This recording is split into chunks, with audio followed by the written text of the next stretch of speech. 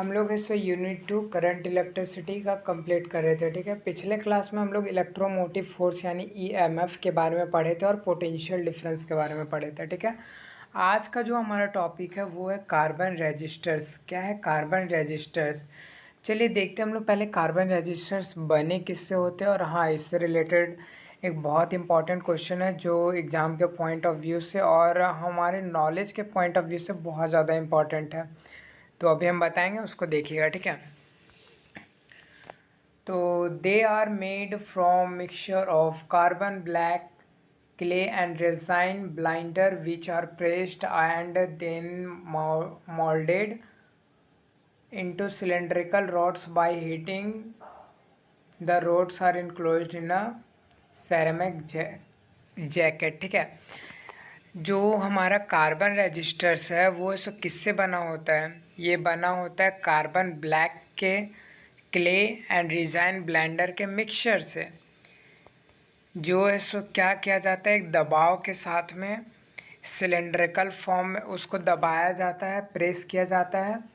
Carbon black clay and resign blender को press किया जाता है, दबाया जाता है और उसको सिलेंड्रिकल रॉड के फॉर्म में ढाला जाता है और हीटिंग के द्वारा है, और उसके बाद रजिस्टर तैयार होता है। यानी carbon black clay and resign blender लिए, उसको प्रेस करके दबा दुबा के उसको सिलेंड्रिकल फॉर्म में ढाल दिए। ठीक है,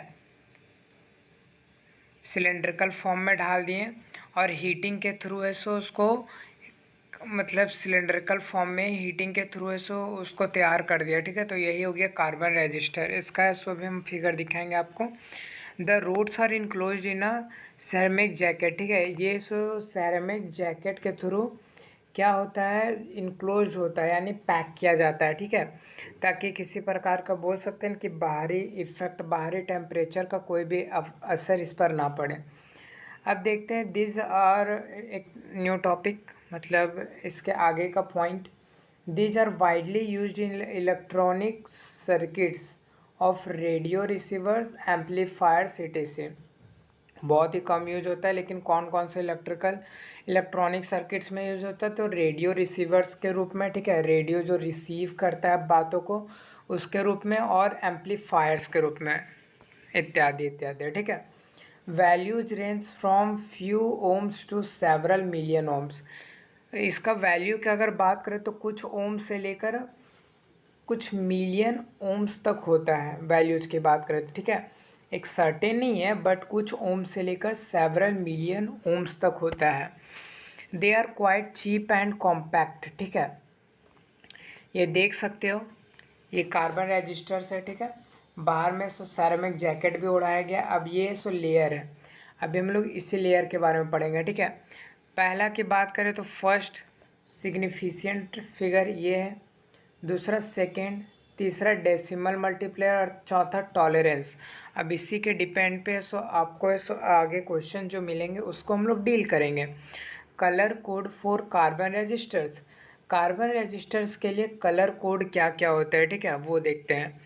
तो a colour code is use to indicate the resistance value of a certain of a carbon resistor and its percentage accuracy. ठीक है, अगर हम लोग कलर कोड की बात करें तो यूज किया जाता है क्या, कलर कोड क्या इंडिकेट करता है। ठीक है, तो सो कलर कोड इंडिकेट करता है रेजिस्टेंस वैल्यू को।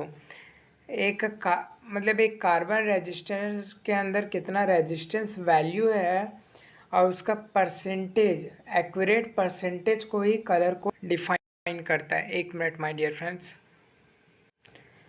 तो हम क्या बोले अभी, जो कार्बन रेजिस्टर्स और इसमें जो कलर कोड है, ठीक है, ये जो कलर कोड है क्या डिफाइन करता है कि कार्बन रेजिस्टेंस के अंदर जो कार्बन रेजिस्टर्स है इसके अंदर जो रेजिस्टेंस है उसको इंडिकेट करता है ये कलर कोड, लेकिन इसके एक्यूरेट वैल्यू को इंडिकेट करता है। अगर कार्बन रेजिस्टर्स की बात करें तो ये जो कलर कोड है वो क्या इंडिकेट करता है, किसी भी कार्बन रजिस्टर के अंदर एक्यूरेट परसेंटेज को, कितना परसेंटेज में उसका रेजिस्टेंस वैल्यू है उसको मेजर करके बताता है। ठीक है, मतलब एक्यूरेट वैल्यू को बताता है परसेंटेज में। एक टेबल है जो आपको याद रखना होगा, इसी के डिपेंड पे बनेगा, ठीक है।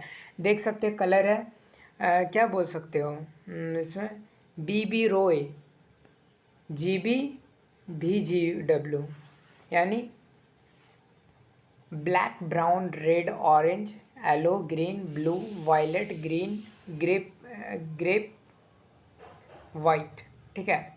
अब ग्रेप वाइट, ठीक है। अब सो ये कलर का नाम हो गया, इसको नंबर वाइज कर देते हैं, 0 से लेकर 9 तक आ जाएगा। मल्टीप्लायर की बात करें तो 10⁻0, 10⁻1, 10⁻2, 10⁻3, 10⁻4, 10⁻6, 7, 8, 9 बढ़ा दिए, ठीक है। अब कलर की बात करें तो गोल्ड रहेगा तो ±5% टॉलरेंस रहता है, ठीक है। सिल्वर की बात करें तो ±10% रहता है, ठीक है। और नो फोर्थ बैंड की बात करें, ठीक है, चौथा बैंड की बात करें अगर हम लोग तो ±20%, यानी कोई बैंड ना रहे, ठीक है, जिसमें कोई बैंड ना रहे वो है सो 20% रहता है, यानी लास्ट वाला, ठीक है, लास्ट वाला, यानी फोर्थ नंबर पे जो रहा। चलिए एक क्वेश्चन करते हैं, उस हिसाब से देखेंगे, ठीक है। पहले देख लेते हैं क्या क्या इंडिकेट करता है। जो the first band indicates the first significant digit, आप यहाँ देख सकते हैं जो फर्स्ट बैंड है वो इंडिकेट कर रहा है फर्स्ट सिग्निफिकेंट फिगर को, ठीक है, वही डिजिट को। The second band indicate the second significant digit, ठीक है। The third band indicate the power of 10 to be multiplied with 2 significant figures, ठीक है। पहला और दूसरा है सो वैल्यू को डिनोट करेगा, तीसरा इसको डिनोट करेगा और चौथा इसको डिनोट करेगा, बस यही वही लिखा हुआ है, ठीक है। चौथा का अगर बात करें तो the fourth band indicates the tolerance, tolerance को डिनोट करता है, और possible variation in percent of the indicated value, ठीक है। आप यहाँ देख सकते हैं परसेंटेज की मात्रा में कितना उसको डिनोट करता है, ठीक है। If the fourth band is absent it implies a tolerance of ±20%, जब फोर्थ बैंड एब्सेंट रहे तो क्या हो जाएगा, टॉलरेंस की बात करें तो ±20%। अभी भी हम लोग देखें, ठीक है। चलिए हम लोग एक निकाल के देखते हैं, तो रेड रेड सिल्वर, ठीक है, red red red and silver है, red red red and silver, ठीक है। चलिए थोड़ा ऊपर जाते हैं, रेड का है, रेड 2 है, फिर रेड 2 है, 2 के बाद में हम ऐसा मल्टीप्लाई का साइन देते हैं, ठीक है, कभी भी तीसरा में भी नहीं देना। फिर रेड था तो 10⁻2 है, दे दिए, ठीक है। ओम यहाँ डालते हैं, ओम डालते हैं, ठीक है।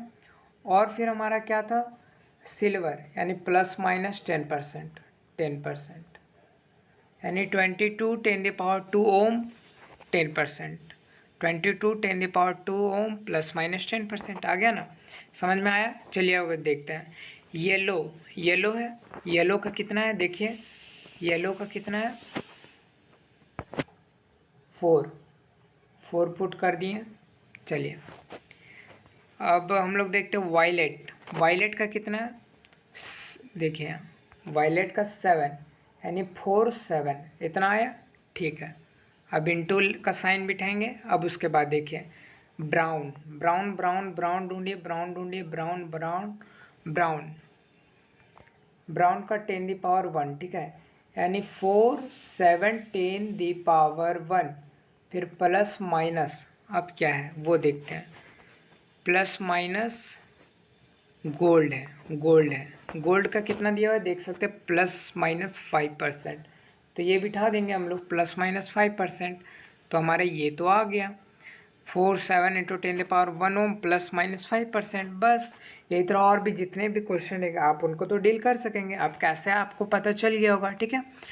जो ये आज का हमारा ये टॉपिक था, ठीक है। एक और टॉपिक हम लोग मतलब कंप्लीट करते हैं कि ओमिक कंडक्टर क्या होता है, नॉन ओमिक कंडक्टर क्या होता है। ओमिक कंडक्टर वो होता है कि वह कंडक्टर जो ओम के नियम को फॉलो करता है, जैसे the conductors which obey ohms law are called ohmic conductor, यानी जो ओम के नियम को ओबे करता है यानी ढोता है, ओम के नियम का पालन करता है, उसी को, वह कंडक्टर जो ओम के नियम का पालन करता है उसी को हम लोग बोलते हैं ohmic conductor. Linear relationship between voltage and current holds good, ठीक है, मतलब लीनियर रिलेशनशिप होगा किसके किसके बीच, वोल्टेज वोल्टेज वोल्टेज और करंट के बीच, ठीक है। वी आई ग्राफ की बात करें तो जिस इसका स्ट्रेट लाइन है वो ओरिजिन से पास करता है। रेजिस्टेंस इज इंडिपेंडेंट होता है, मतलब resistance is independent of current, ठीक है। मतलब जो करंट के बहाव में रेजिस्टेंस से इंडिपेंडेंट होता है, यानी वो रोको को उत्पन्न नहीं करता। एग्जाम्पल है metallic conductor for a small current, ठीक है। एक मेटालिक कंडक्टर स्मॉल करंट्स के लिए, छोटा सा करंट के लिए एक मेटालिक कंडक्टर अगर हम लोग लेते हैं, ठीक है। जैसे में electrolyte like copper sulphate solution with copper electrodes, यानी कॉपर सल्फेट सॉल्यूशन को जब कॉपर इलेक्ट्रोड के साथ लेंगे तो इसका बेस्ट एग्जांपल है, ठीक है। नॉन ओमिक कंडक्टर की वह कंडक्टर जो ओबे नहीं करता ओम के लू को, यानी the conductors which do not obey ohms law are called non ohmic conductor, जो ओबे नहीं करता है, ठीक है। या स्ट्रेट लाइन होता है जो वी आई ग्राफ वो does not pass through origin, origin से पास नहीं करेगा। और जो वी आई रिलेशनशिप होता है वो लीनियर नहीं होता है। Resistance is not constant even at given temperature, ठीक है। कोई दिया हुआ टेम्परेचर पे जो रेजिस्टेंस है वो कांस्टेंट नहीं होता, यानी घटता बढ़ता है इसमें। एग्जांपल की बात करें तो मेटालिक कंडक्टर हो गया, पीएन जंक्शन डायोड। डायोड क्या होता है हम लोग आगे के यूनिट में पढ़ेंगे, ठीक है। कुछ यूनिट 6 या 7 यूनिट में वो पढ़ेंगे, ठीक है। उसके बाद थायरिस्टर, ये क्या होता है, ये एग्जाम्पल है, ठीक है। इसके याद रखिएगा, इतना ही काफ़ी है ओमिक और नॉन ओमिक कंडक्टर में, ठीक है। कि क्या क्या डिफरेंस है वो याद रखिएगा, और किसको कहते हैं वो याद रखिएगा, और कुछ एग्जाम्पल। तो माय डियर फ्रेंड्स, आपका नॉन ओमिक, ओमिक और फिर कार्बन रेजिस्टर्स आज ये आपका कंप्लीट हो गया। नेक्स्ट टाइम में, नेक्स्ट लेक्चर में आपका नेक्स्ट टॉपिक यानी सुपर कंडक्टर ये कंप्लीट होगा, ठीक है। तो thank you everyone and good night.